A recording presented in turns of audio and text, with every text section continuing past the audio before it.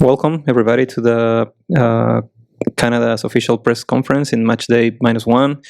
Today we have the presence of Coach John Herman and the player Richie Larrea. Welcome, Coach. Welcome, Richie.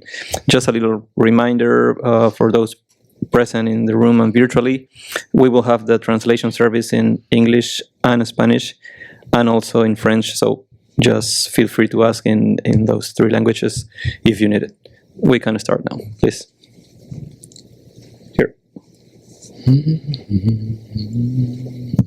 Hi, John. Hi, Richie.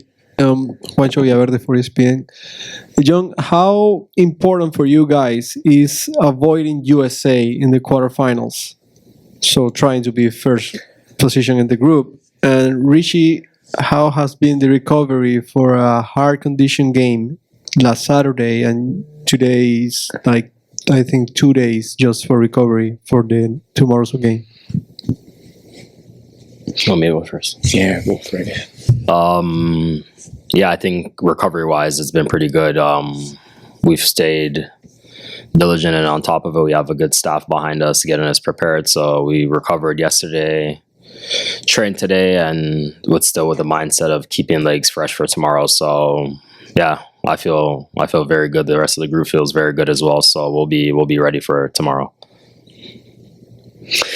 Yeah, I think when we seen the draw for the Gold Cup, we knew getting out the group, whoever you faced, Jamaica or the USA, was going to be a really tough match. I think both of those teams are favourites to win the tournament, given the squads that they have here. But I think for us, we just got a front-side focus. It's one game tomorrow, cup final for us. We have to win, and we're going to have to score some goals as well. So, I mean, that's a great pressure to have to go out and try and win a match by scoring goals. You're not thinking about draws. You're not thinking about defeats. It's just one focus to win.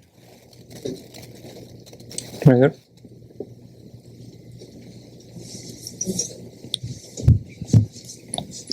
Thank you. Hi, Coach. Hugo Ramirez from Univision TUDN. Hi, Richie. One for each person. For you, Coach, what does it mean the injury of Milan Borgen? What can you say about the group? And maybe Dane St. Clair would be the goalie that is going to step up. And for Richie, what does it mean to have, I suppose, counting the elements, the 10th player that normally we would be in a starting lineup with Milan, to have this, you're one of the experimented players, to have this group ready to win a match and be in the quarterfinals of the Gold Cup. But it's a very youth group, with a very, very young group. Yeah, I think you can't replace Milan's presence. I mean, he's an enigmatic leader. The boys love him. He wears his heart on his sleeve, and he's never shy of letting people know what's needed. But he was picking up an injury in that Nations League final. We knew it was going to be tough to keep hold of Milan. When other players were unavailable, he made it clear he needed to stay to support the leaders and to support those young players coming through. But we knew there was going to be a point where he would have to return, back to his club for his medical reasons and for his treatment, to get himself ready for the next season. It's just a real shame, but he's been a warrior, pushing through and being here for us. And Dane St. Clair, what an opportunity. We'd hoped, this group stage would have provided that opportunity for Dane, and we'd planned a game in the group stage for Dane. So, I mean, this is his moment now, his moment to keep a clean sheet. We've talked about winning the game, but, every goal you concede is another goal you've got to score. So, that clean sheet's going to be critical tomorrow, and Dane will have that expectation and opportunity. Yeah, and I think for the question you asked me, I think it's simple.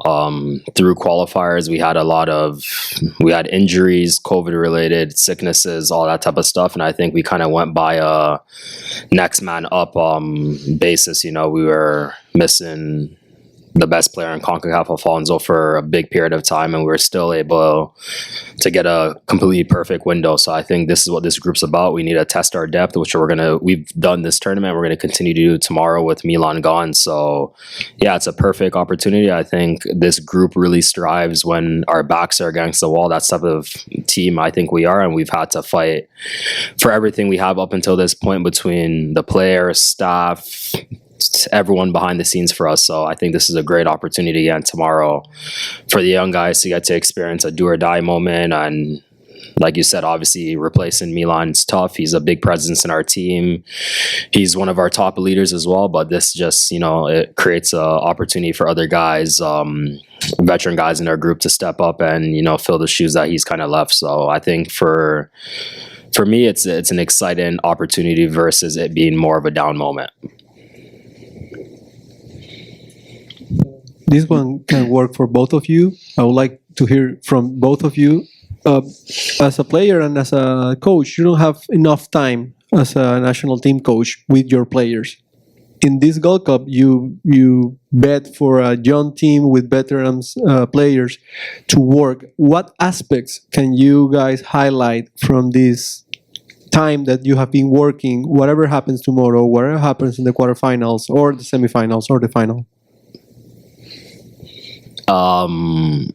Obviously, like you said, I think national team is tough sometimes because you don't get enough time together. But obviously, this guy right here and the rest of the staff, I think they do a very good job of prepping us. They give us a lot of information before we get into camp, during camp, and even after, debriefs and stuff like that. So I think for the most part, we come in and we've had, I would say, the same amount of guys coming in for the last couple of camps that it has become very easy to snap out of, club soccer habits and get right back into the national team because there is such a clear identity of the way we want to play here and what we do when we come in. So, I don't think it's too tough for us. And I think the young guys have also picked up very quickly because it's kind of this contagious thing. Once you start getting going and playing the way we want to play at this national team, I think it becomes, pretty easy for your own attributes to come out when you're playing on the field. And I think that's one of our top things is the staff let us express ourselves. We have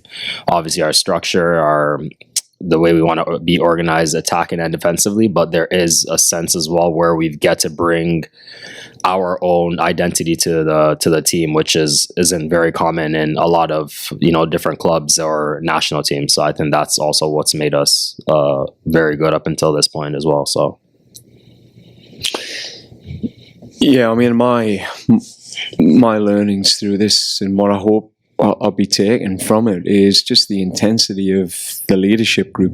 The leadership group was adapted given that we had quite a lot of players that would have been in that group not here. And, Richie and there's, 4 others that have put a hell of a shift in. And what I mean by that is they've worked on 2 key areas, team spirit and tactical excellence. So they've put the extra work in running sort of events for the young players, connecting them, making them feel part of the brotherhood. And then the tactical element, the work individually I've seen Richie do with the wing backs, the extra meetings that they've been willing to put in, and even the commitment to the preparation. I think when you're working with players that are at top levels in Europe, often they don't feel like they need that extra training or that extra support or extra work. And sometimes they don't because a lot comes natural. But this group have really bought into putting the work in, and I feel like over 2 matches there's been growth in key areas. We haven't got the results we wanted. That's been tricky for us.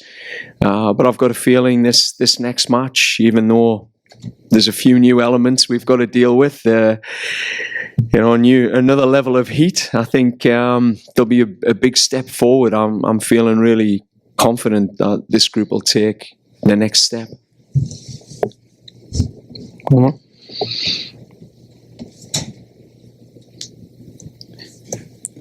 Thank you. About that, what is the urgency for winning? Because you have two draws, and maybe this group needs to taste the taste of victory per se. What do you think about that? And for you, coach, also tactically, Richie says it correctly. You have a great identity with three in the back, the midfielders in the sides.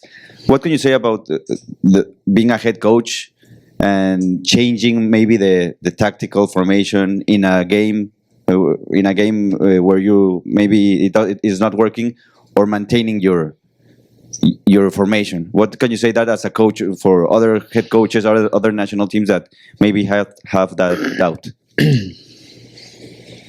In terms of the game, yeah, it's plain and simple. We know you have to win to go through, and there's other elements to it as well. So that's, for me, that's easy. I think the older guys in the group, we've been through this process before in several different matches. For the younger guys, that haven't. So again, I think to maybe kind of spin the question, it's not, I don't think we're feeling a massive amount of pressure. I think this is more of a sense of like, this is something we need to do together as a group to grow. So it's a growing moment for us. And again, the guys are ready. It's going to play out to be obviously a good match for us. We're going to start the game on the front foot like we always do, and, take it from there. So this is a massive opportunity for all of us, myself included, to continue to push the limits for this national team. So, and I mean, a certain type of win also places us on the top of the group, which is what we came here to do as well. So there's still everything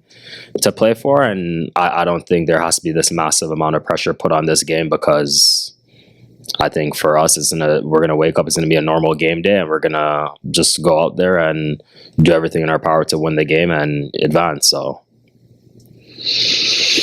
yeah, I think tactically, through World Cup qualifying, you had to adapt consistently across, whether you were playing in 35 degrees in altitude or whether you were playing in minus 13 on a plastic pitch. I mean, there was a lot of work we did to be the most adaptable team, shifting between being a team that played with a back four or a back three.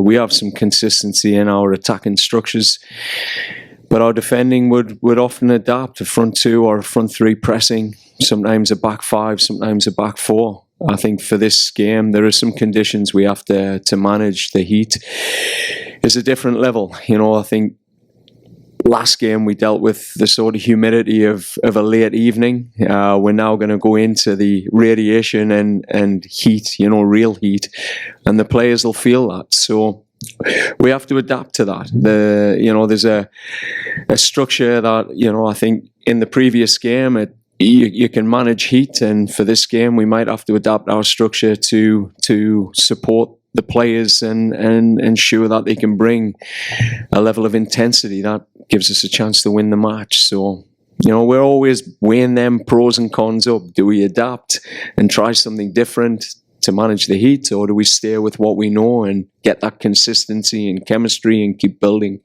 So we'll leave that to game day. Now we will take some questions from media who have joined us virtually. Please, John Molinaro, go ahead. Thank you. Hi, John. Just from a tactical perspective, what kind of proposition does Cuba pose, do you think, in tomorrow's game? And how much have they changed since the 2019 Nations League games, when you rather handily beat them at home and then sort of had to struggle a bit on that bumpy pitch in the Cayman Islands? Yeah, Cuba have improved. I think that's been part of the Nations League opportunities that these teams in CONCACAF have been able to take advantage of, consistency in matches and some tough matches through the Nations League. So I think they've definitely grown. Their tactical identity's changed from the last time we've seen them. They've been very flexible with that 4-diamond 2, 4-3-3, 4-4-2. You see them changing in game, across games, which again causes you tactical challenges. So I think there's definitely been growth there. And what I've seen from the Guadeloupe game, I mean, I was able to analyse that first half, and I thought Cuba were right in it. Guadeloupe were catching them on the counter attack, quite an open shape at times, but I definitely thought Cuba were right in the fight there. And obviously against Guatemala, we just experienced how tough they are. And Cuba had good moments, good chances against them as well. So, I think it'll be a difficult game, a really difficult game. They adapted well to us in the Cayman Islands. I think we beat them maybe 6-7 in the previous Gold Cup and then 6-0 at home.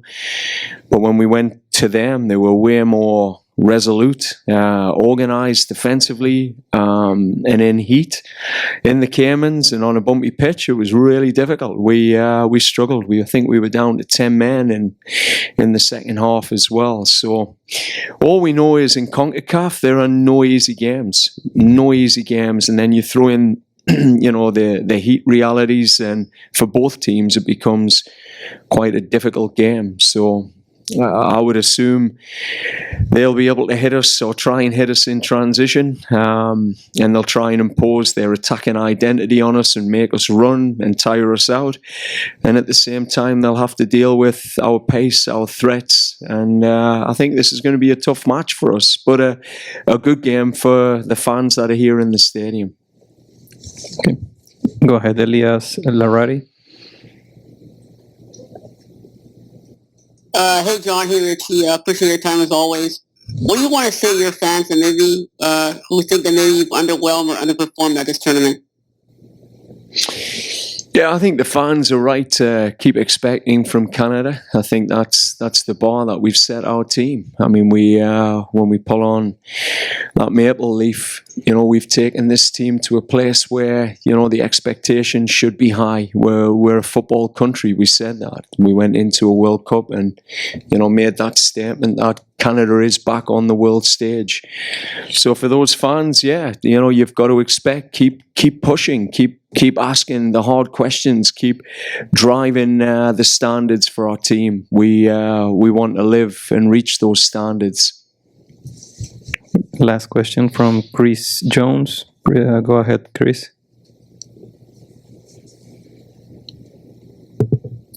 Hi, John. Sorry. I missed the very start of the press conference, and apologies if you addressed this, but Milan leaving mid-tournament, even with an injury, seems like a pretty big, seismic move. As long as you're the coach, it seems like he's been your number one keeper. Have you had conversations with Milan about whether it's time to see someone else take the starting job or take some of the starting job in goalkeeping?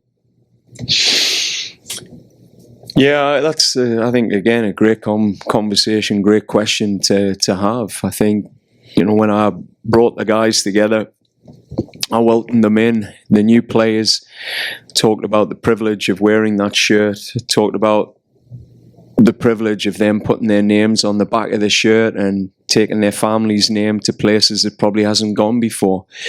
But I also talked about how hard it is to maintain that jersey and maintain your shirt, your name on the back of that shirt. And for the guys like Richie, Milan, Osorio, etc., that keep coming back, Vittoria, they have to keep earning that right, that privilege. Milan's a guy that, when he's in the environment, he works as hard as anyone else. He takes a real leadership role. He's an influencer.